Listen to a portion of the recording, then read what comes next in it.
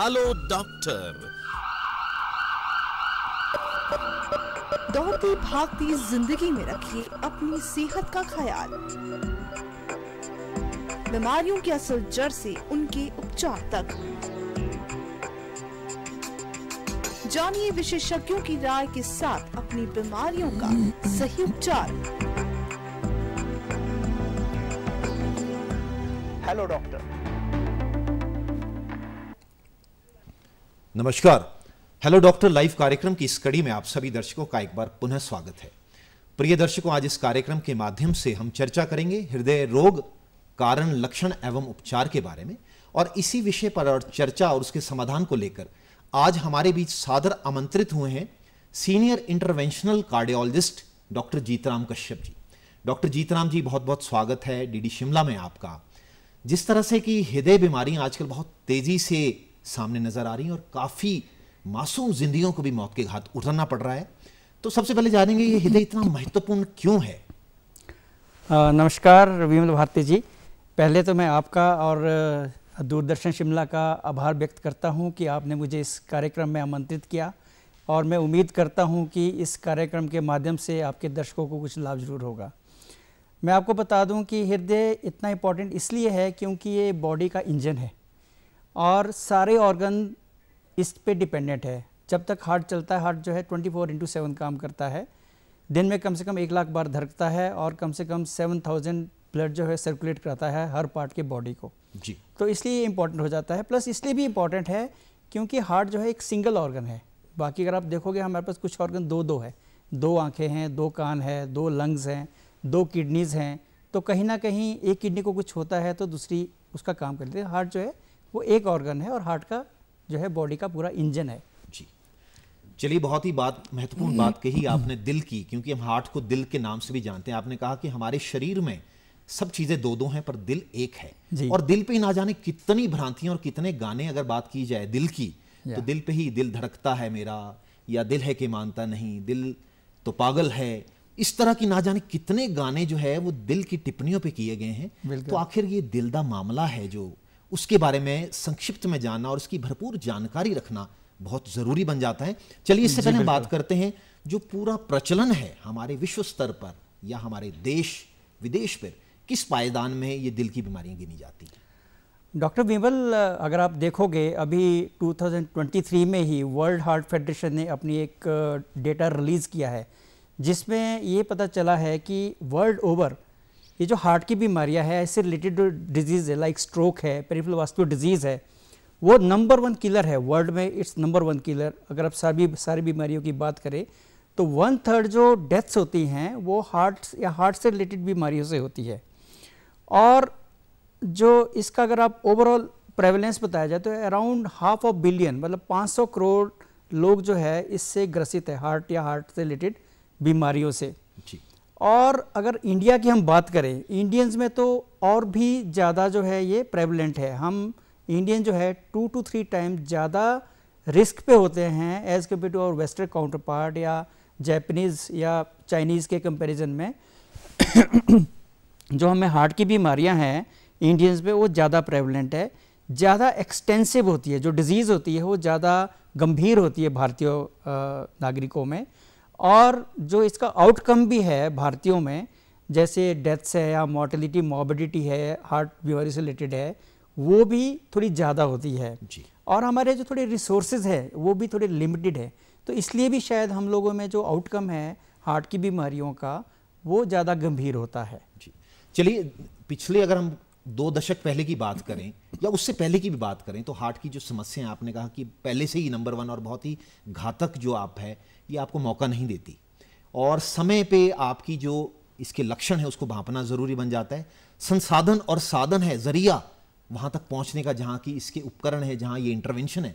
बतौर आप एक सीनियर इंटरवेंशनल कार्डियोलॉजिस्ट भी हैं, अक्सर ये भी देखा गया कि पहले जितने भी हमारी सेलिब्रिटीज भी थी या कई यंग एथलीट्स हैं या कोई सिंगर है, अक्सर वो सडन हृदय की गति रुकने से, सडन हृदय घात होने से, हार्ट अटैक होने से उनकी अकस्मात मृत्यु हो गई। उस दौरान अगर ये सारे उपकरण होते, इंटरवेंशंस होती या रेस्क्यू पीसीआई के कोई जरिया साधन होता, तो शायद ये सुविधाएं उनको भी प्रदान होती, आज वो हमारे बीच होते।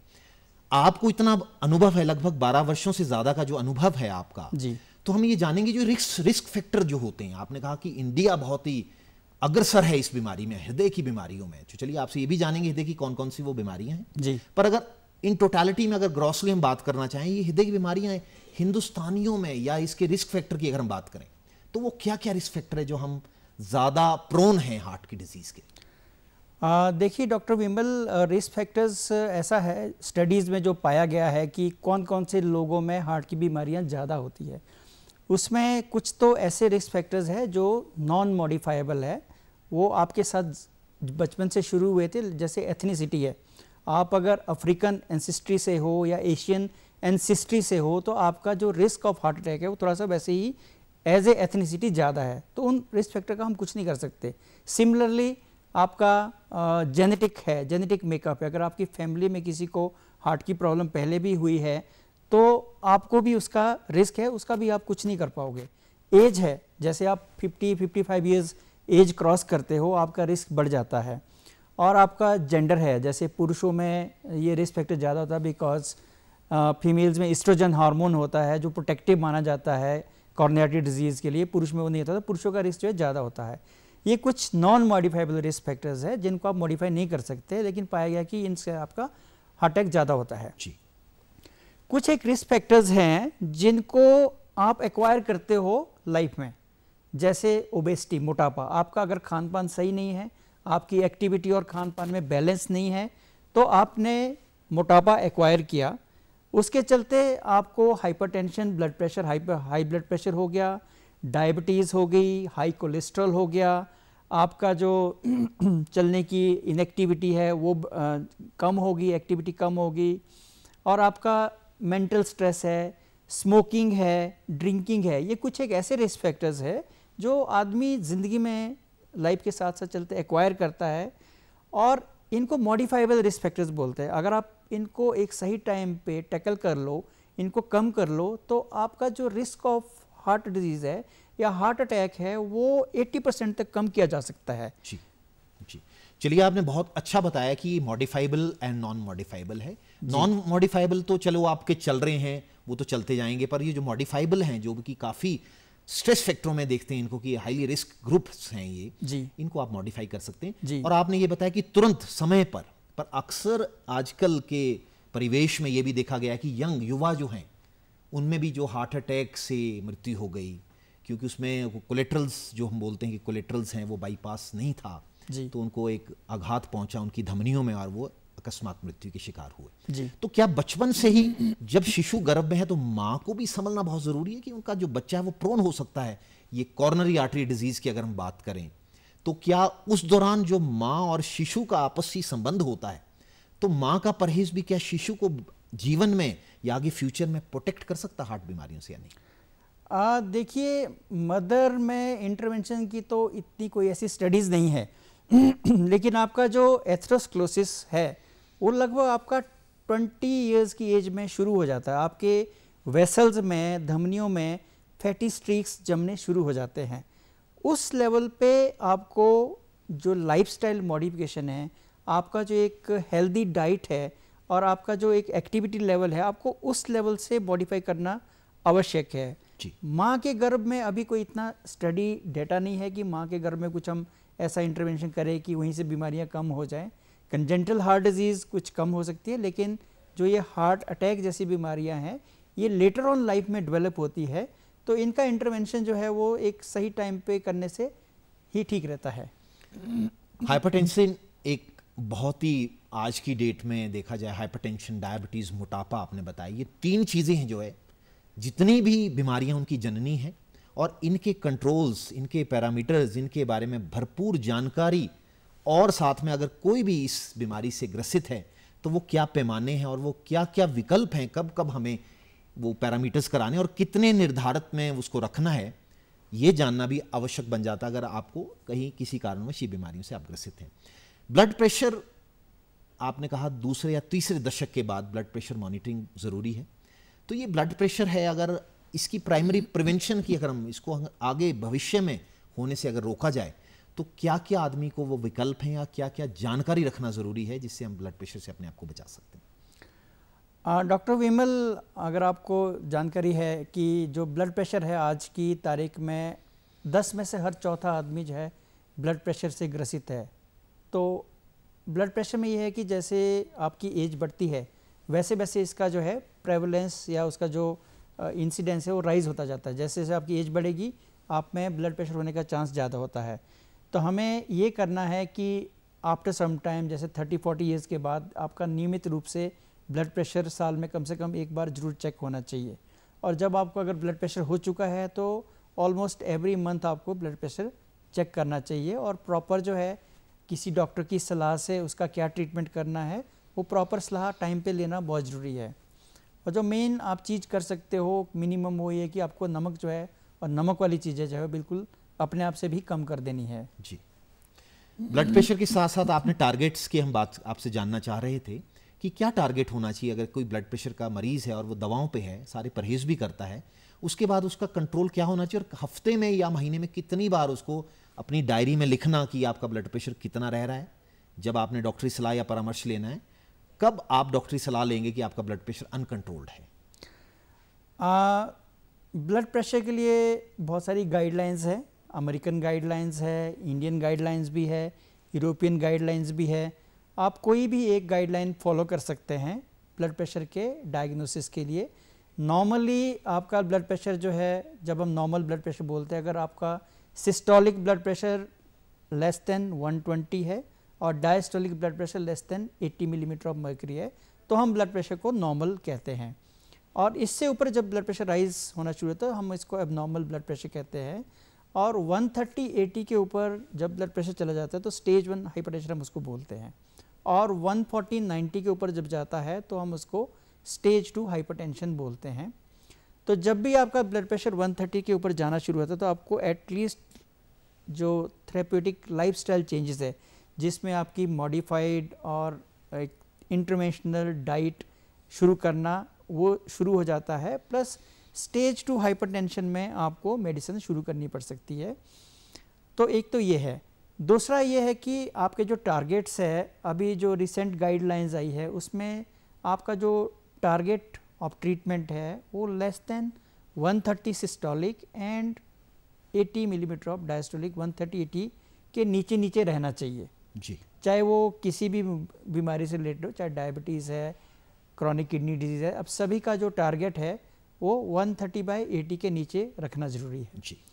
और जहाँ तक मेजरमेंट की बात रही वो इसमें थोड़ा सा ये होता है कि बहुत फ्रिक्वेंटली मेजर नहीं करना होता है ब्लड प्रेशर। आप हफ्ते में एक बार, आप आजकल घर में भी फैसिलिटी है, इंस्ट्रूमेंट्स अवेलेबल है जिससे आप घर पे भी अपना ब्लड प्रेशर मेजर कर सकते हैं।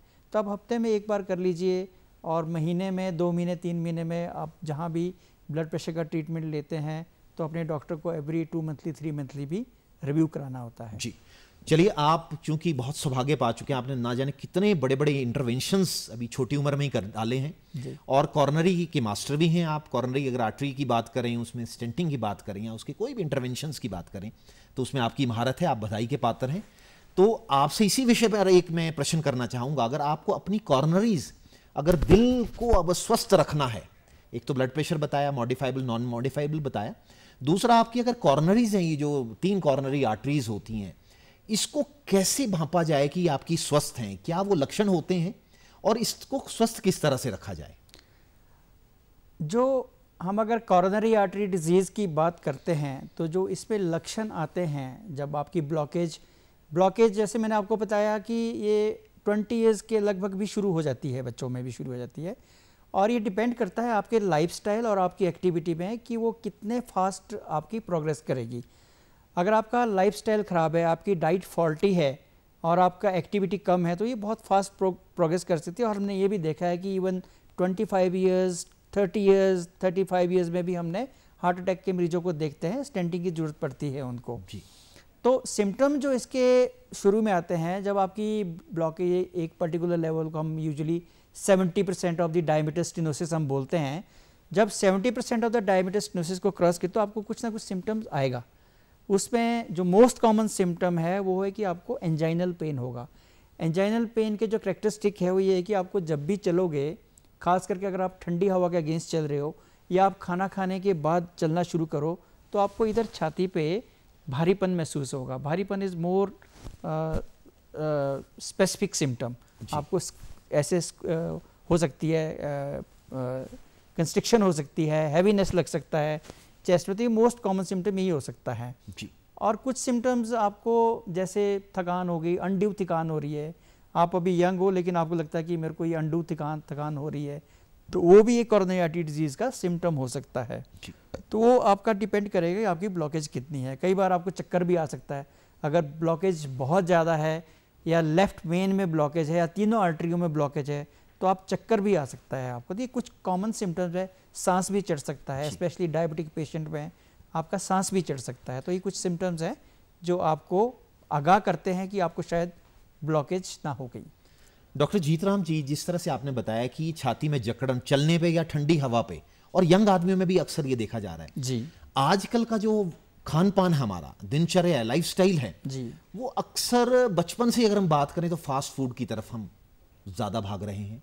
जी, एक्सरसाइज की अगर बात करें तो नामात्र है। अगर चलने की बात करें तो गाड़ियां इतनी हाईटेक आ गई हैं कि उसमें जर्क से थोड़ा सा भी धक्का ऊपर नीचे नहीं हो पाता। जी, तो क्या अगर किसी युवा में या किसी यंग पेशेंट्स में इस तरह के जो लक्षण आपने बताए हैं, जी, अगर वो सामने नजर में आते हैं तो क्या उसको टेस्ट कराना चाहिए जिससे उसकी पुष्टि की जा सके कि क्या उसकी कॉर्नरी में कितना ब्लॉकेज हो चुका है?